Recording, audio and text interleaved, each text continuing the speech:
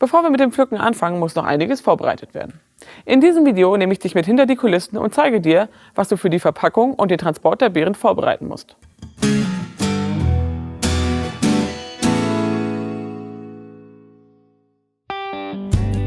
Wusstest du, dass zum Beispiel die Erdbeere ein Bestandteil einer Pflanze ist, solange sie noch an der Staude hängt, aber als Lebensmittel gilt, sobald sie von dir gepflückt wurde?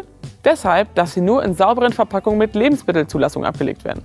Wie das aussieht, zeige ich dir jetzt. Das hier ist das Verpackungslager.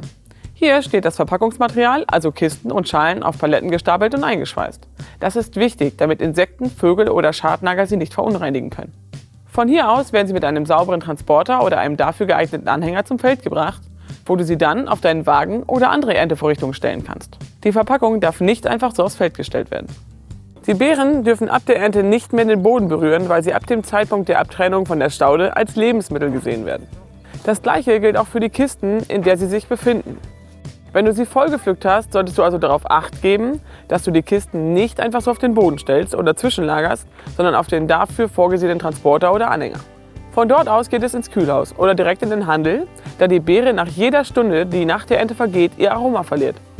Wenn alle reifen Beeren auf dem Feld abgeerntet sind, ist es wichtig, dass du die restlichen Verpackungen und natürlich auch den Müll wieder mit zum Hof nimmst, damit die Felder und die Verpackungen sauber bleiben. Du hältst den Verpackungs- und Hygieneaufwand für überzogen?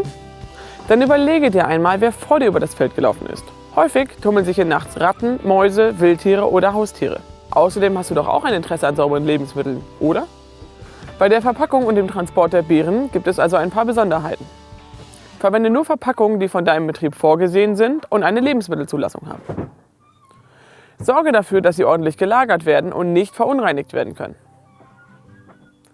Transportiere die Verpackungen nur mit sauberen Fahrzeugen und Anhängern. Stelle volle Kisten oder Schalen nicht auf den Boden, sondern kennzeichne und scanne sie oder lade sie direkt auf. Nimm leere Verpackungen oder den Müll nach der Arbeit getrennt voneinander wieder mit zum Betrieb. Da du jetzt Bescheid weißt, können wir mit der Ernte ja loslegen.